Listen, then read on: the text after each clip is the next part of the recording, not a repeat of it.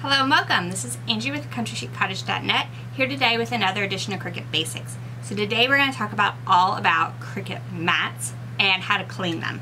So if you've been using your Cricut a while, you may have a mat that looks something like this one. You can see the dirt all in the corner, or even something like this one. So you can definitely see the fuzz that's left on this fabric mat. So how do you clean your Cricut mats? So we're going to cover that today as part of our Cricut Basics series. If you've been around here anytime at all, you'll know that we do Cricut Basics, which are the basics of your Cricut machine, about once a week. We've done them for quite a while, so if you want to scroll back on YouTube, you can watch the rest of those. But today is all about cleaning that Cricut mat. So the first thing we're going to talk about is the Strong Grip, which is the purple mat, the Standard Grip, which is the green mat, and the Light Grip, which is the blue mat. So all of these involve the same cleaning procedure. So if you want to clean these, you'll need a couple of supplies. So the first thing I recommend is some kind of cookie sheet. So I'm just using an old cookie sheet.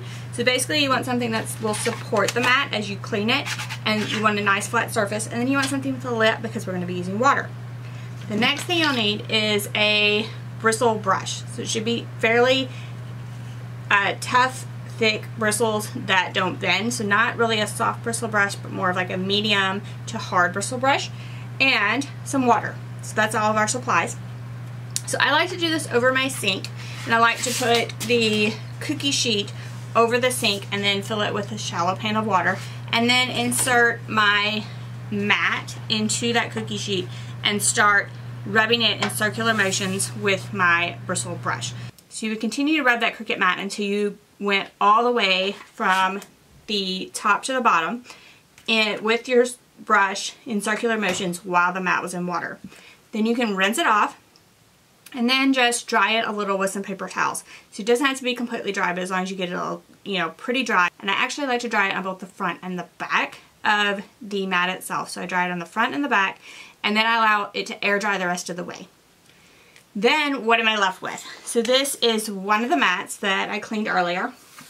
And before I cleaned this mat, the protective paper would not even stick to the mat. So it was just floating over the top. So you can see that the sticky really came back in that mat. And now it has its stick back, and I can start using it again for my projects. So one tip I have, if you have a need for the Strong Grip mat, so say that you are cutting something that requires the Strong Grip mat, go ahead and pick up quite a few of the Strong Grip.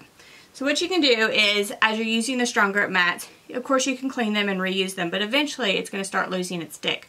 But as it loses its stick, you know what it becomes? It becomes a regular grip mat. So it just becomes sort of the next grip down. And then once you use it some more, it actually becomes a light grip mat eventually once it starts losing its stick. So my recommendation is to start with the Strong Grip whenever you can, or the medium grip, and sort of work those down to where you have light grip mats. Now you can mark with a permanent marker in the corner where there's no adhesive what kind of mat it is now. So say it started as a Strong Grip and now you feel like it's a medium grip, like that's how much it's gripping. So you can just put an M in the corner, and that way you can remind yourself that's what you want to use it for.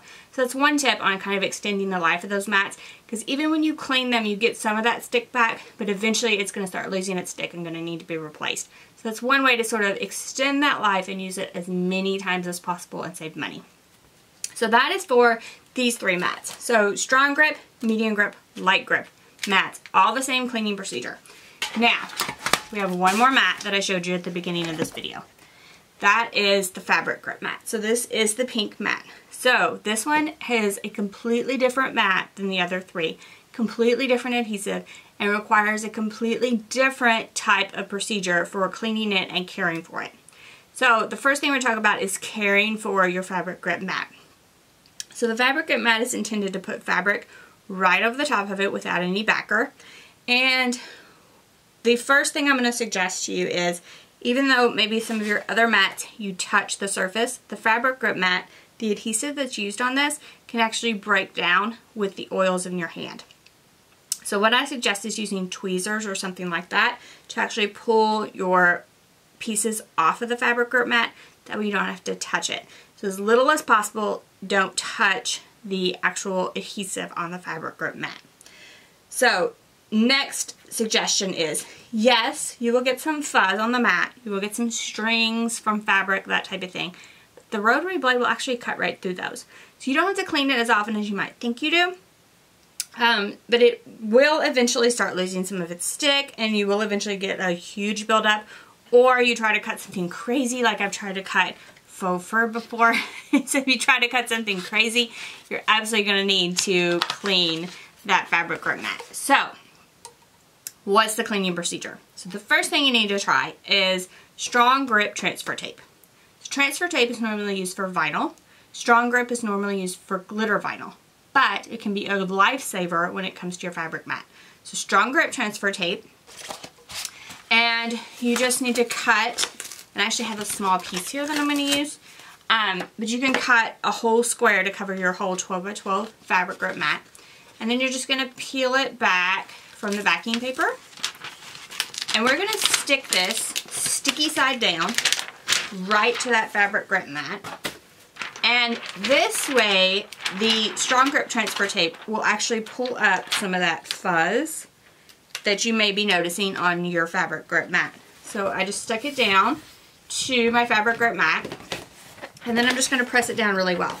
Now, a tool that will really help with this, and helps with the fabric mat in general, is a brayer. So as you notice that your fabric mat is losing its stick, you can actually use the brayer to push the fabric down and actually get a better grip. So it kind of extends the time between you need to clean it, extends the time that you can use it.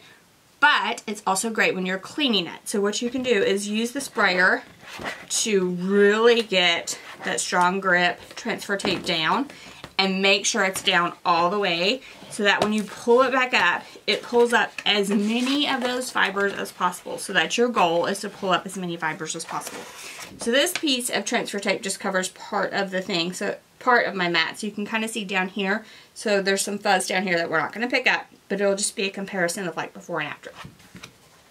So we just need to pick up that strong grip transfer tape, and you can see immediately the amount of fuzz, dust, strings, particles that it's going to lift up off of the mat. So you may be able to see here.